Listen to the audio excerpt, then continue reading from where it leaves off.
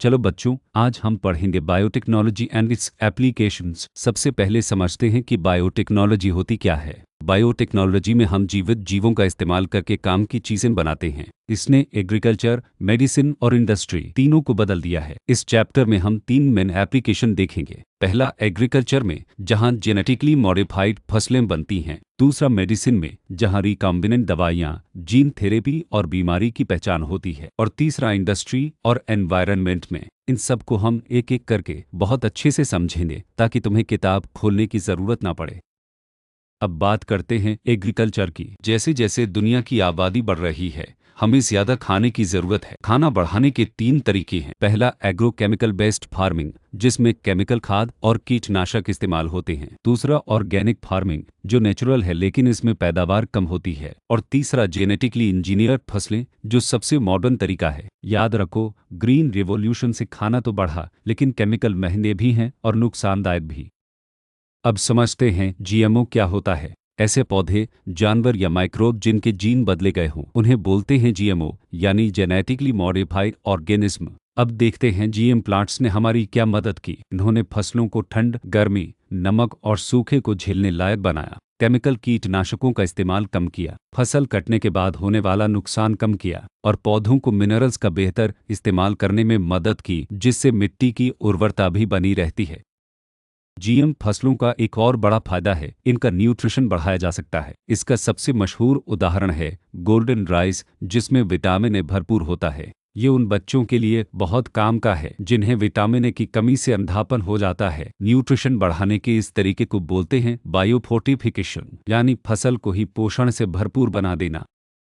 अब बात करते हैं बीटी कॉटन की। देखो, बहुत सारे कीड़े और पेस्ट फसलों को भारी नुकसान पहुंचाते हैं। बीटी कॉटन इन कीड़ों से नेचुरली सुरक्षित रहता है। बीटी का मतलब है बैसिलस थुरिंजिएंसिस, जो एक बैक्टीरिया का नाम है। ये बैक्टीरिया एक प्रोटीन बनाता है जो कीड़ों के लिए जहरीला होता है। इसमें 2 खास जीन होते हैं, क्राई1ac और क्राई2ab, जो बॉलवर्म जैसे कीड़ों से बचाते हैं। स्क्रीन पर देखो, कपास का पौधा, बॉलवर्म और क्राई टॉक्सिन का पूरा सा।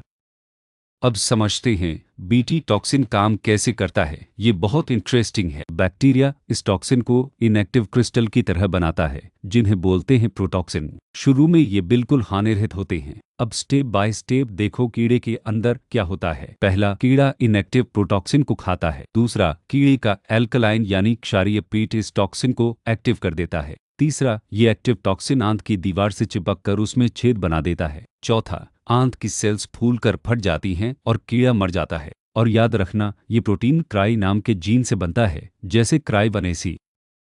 अब एक और तरीका देखते हैं कीड़ों से बचने का, जिसका नाम है आरएनए इंटरफेरेंस यानी आरएनएआई। ये सेल का एक डिफेंस मैकेनिज्म है। इसमें एक खास जीन को काम करने से रोक दिया जाता है, जिसे बोलते हैं जीन साइलेंसिंग। अब समझो ये काम कैसे करता है। पौधे की सेल्स में एक डबल स्ट्रैंडेड आरएनए बनाया जाता है। ये डीएसआरएनए पेस्ट के एमआरएनए के कॉम्प्लीमेंट्री होता है। ये उससे चिपक कर उसे साइलेंट कर देता है, जिससे कोई प्रोटीन नहीं बनता और कीड़ा मर जाता है। इसका इस्तेमाल तंबाकू को मेलोडोगाइन इनकॉग्निटा नाम के नेमाटोड से बचाने में हुआ। स्क्रीन पर पूरा प्रोसेस देखो। अब चलते हैं मेडिसिन की तरफ। रिकॉम्बिनेंट डीएनए टेक्नोलॉजी से सुरक्षित दवाइयां बनाई जाती हैं। आज दुनिया भर में करीब 30 रिकॉम्बिनेंट दवाइयां अप्रूव हो चुकी हैं। अब समझते हैं ये बेहतर क्यों हैं। पहला, इनसे वो एलर्जी नहीं होती जो जानवरों से मिलने वाले प्रोडक्ट से होती थी। दूसरा, इन्हें बड़ी मात्रा में और शुद्ध रूप में बनाया जा सकता है। इंसानों के लिए बनी सबसे पहली ऐसी दवाई थी इंसुलिन। इंसुलिन को समझने से पहले जानते हैं ये जरूरी क्यों है। इंसुलिन हमारे खून में शुगर का लेवल कंट्रोल करता है। डायबिटीज में बॉडी काफी इंसुलिन नहीं बना पाती। अब पुरानी दिक्कत समझो। पहले इंसुलिन सूअर और गाय के पैंक्रियास से निकाला जाता था, लेकिन इससे कुछ मरीजों को एलर्जी हो जाती थी, क्योंकि ये इंसानी इंसुलिन से थोड़ा अलग होता था। इसलिए वैज्ञानिकों को इंसानी इंसुलिन बनाने का सुरक्षित तरीका चाहिए था। अब देखते हैं जेनेटिकली इंजीनियर्ड इंसुलिन यानी ह्यूमुलिन कैसे बनता है। इंसुलिन में 2 छोटी चेन होती हैं, ए चेन और बी चेन। ये आपस में डाइसल्फाइड बॉन्ड से जुड़ी होती हैं। अब असली कमाल की बात समझो। हमारी बॉडी में इंसुलिन पहले प्रोइंसुलिन की तरह बनता है। इस प्रोइंसुलिन में एक एक्स्ट्रा हिस्सा होता है जिसे बोलते हैं सी पेप्टाइड। जब ये सी पेप्टाइड हट जाता है, तभी मैच्योर इंसुलिन बनता है। 1983 में एली लिली नाम की कंपनी ने ए और बी चेन अलग अलग बनाई और फिर डायस्फाइड बॉन्ड से जोड़कर इंसुलिन तैयार किया। स्क्रीन पर पूरी स्ट्रक्चर देखो। अब आता है जीन थेरेपी। ये एक तरीका है जिससे किसी इंसान के जीन की खराबी ठीक की जाती है। इसमें एक नॉर्मल सही से काम करने वाला जीन सेल्स में डाला जाता है। ये नया जीन खराब जीन का काम संभाल लेता है। अब पहला केस समझो। जीन थेरेपी सबसे पहले 1990 में एक बच्ची पर की गई जिसे एडीए डेफिशिएंसी थी। एडीए डेफिशिएंसी यानी एडेनोसिन डीएमिनेज एंजाइम की कमी एडीए जीन के डिलीट होने से होती है। इससे बच्चे की इम्यूनिटी बहुत कमजोर हो जाती है। अब जीन थेरेपी के स्टेप्स एक एक करके देखते हैं। पहला, मरीज के खून से लिम्फोसाइट्स निकाले जाते हैं। दूसरा, इन्हें बॉडी के बाहर लैब में उगाया जाता है। तीसरा, एक रेट्रोवायरस की मदद से इनमें एक फंक्शनल एडीए जीन डाला जाता है। चौथा, ये सेल्स वापस मरीज की बॉडी में डाल दी जाती हैं। लेकिन एक दिक्कत है, क्योंकि ये सेल्स अमर नहीं होती, इसलिए ये इलाज बार बार करना पड़ता है। परमानेंट इलाज के लिए जीन को बोन मैरो की सेल्स में डालना पड़ता है। स्क्रीन पर पूरा प्रोसेस देखो। अब बात करते हैं मॉलिक्यूलर डायग्नोसिस की, यानी बीमारी की जल्दी पहचान। किसी भी इलाज के लिए जरूरी है कि बीमारी जल्दी पकड़ी जाए। नॉर्मल तरीके तभी काम करते हैं जब सिम्पटम्स दिख जाते हैं, लेकिन तब तक पैथोजन यानी बीमारी फैलाने वाला जीव बहुत बढ़ चुका होता है। इसलिए मॉडर्न तरीके इस्तेमाल होते हैं। पीसीआर, इलाइजा और रिकॉम्बिनेंट डीएनए तरीके बीमारी को बहुत जल्दी पकड़ लेते हैं। ये पैथोजन की बहुत कम मात्रा को भी ढूंढ सकते हैं। अब पीसीआर को डिटेल में समझते हैं, यानी पॉलीमरेज चेन रिएक्शन। पीसीआर एक डीएनए के टुकड़े की ढेर सारी कॉपी बना देता है। इसके 3 स्टेप बार बार दोहराए जाते हैं। पहला, डिनेचुरेशन, जिसमें 95 डिग्री की गर्मी से डीएनए की दोनों स्ट्रैंड अलग हो जाती हैं। दूसरा, एनीलिंग, जिसमें प्राइमर सिंगल स्ट्रैंड से जुड़ते हैं। और तीसरा, एक्सटेंशन, जिसमें टैग पॉलीमरेज नाम का एंजाइम नए न्यूक्लियोटाइड जोड़ता है। इस तरह वायरस की बहुत कम मात्रा को भी उसका डीएनए बढ़ाकर पकड़ लिया जाता है। स्क्रीन पर पूरा साइकिल देखो।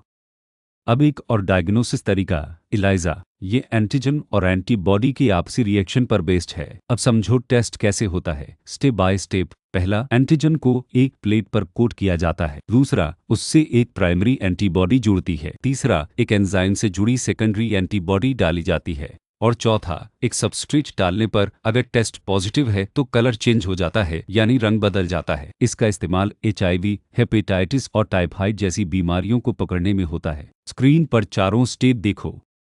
अब समझते हैं जेल इलेक्ट्रोफोरेसिस, जिससे डीएनए के टुकड़ों को अलग किया जाता है। ये टुकड़े अपने साइज के हिसाब से अलग होते हैं। एक इलेक्ट्रिक फील्ड डीएनए को जेल के अंदर से खींचती है। डीएनए नेगेटिव चार्ज वाला होता है, इसलिए वो पॉजिटिव सिरे की तरफ जाता है। छोटे टुकड़े तेज चलते हैं और ज्यादा दूर जाते हैं। बड़े टुकड़े धीरे चलते हैं। फिर डीएनए को स्टेन करके यूवी लाइट में इसकी बैंड्स देखी जाती हैं। स्क्रीन पर देखो कैसे बैंड्स बनती हैं। अब बात करते हैं ट्रांसजेनिक एनिमल्स की। ये वो जानवर हैं जिनके डीएनए में एक एक्स्ट्रा फॉरेन जीन डाला गया हो। मजेदार बात, करीब 95% ट्रांसजेनिक जानवर चूहे होते हैं। अब एक मशहूर उदाहरण देखो। रोजी नाम की एक गाय ने प्रोटीन से भरपूर दूध दिया। उसके दूध में इंसानी प्रोटीन अल्फा लैक्टोएल्ब्यूमिन था। ये दूध इंसानी बच्चों के लिए ज्यादा संतुलित और पौष्टिक होता है। स्क्रीन पर ट्रांसजेनिक गाय और चूहा देखो।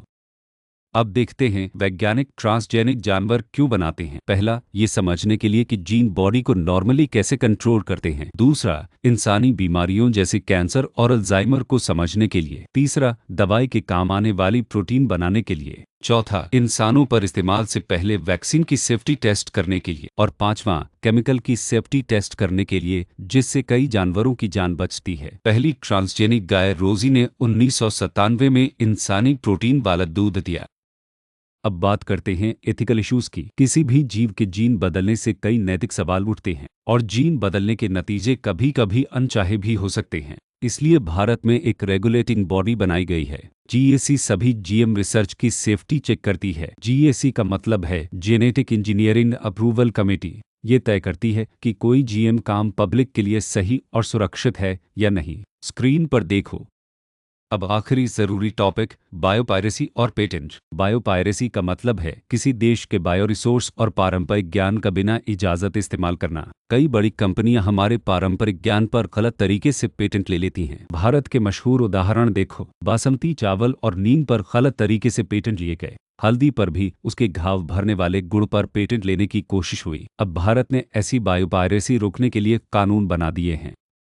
चलो अब पूरे चैप्टर का रिवीजन कर लेते हैं। पहला पार्ट, जीएम प्लांट स्ट्रेस झेल सकते हैं, इनमें कम कीटनाशक लगता है और ज्यादा न्यूट्रिशन होता है। बीटी कॉटन में क्राइवनेसी और क्राइटोएबी जीन होते हैं जो बैसिलस थुरिंजिएंसिस से आते हैं। बीटी टॉक्सिन एक प्रोटॉक्सिन है जो कीड़े के एल्कलाइन पेट में एक्टिव होता है। आरएनएआई डबल स्ट्रैंडेड आरएनए से पेस्ट के एमआरएनए को साइलेंट करता है और इंसुलिन में ए और बी चेन होती हैं जो प्रोइंसुलिन से सी पेप्टाइड हटाकर बनती हैं।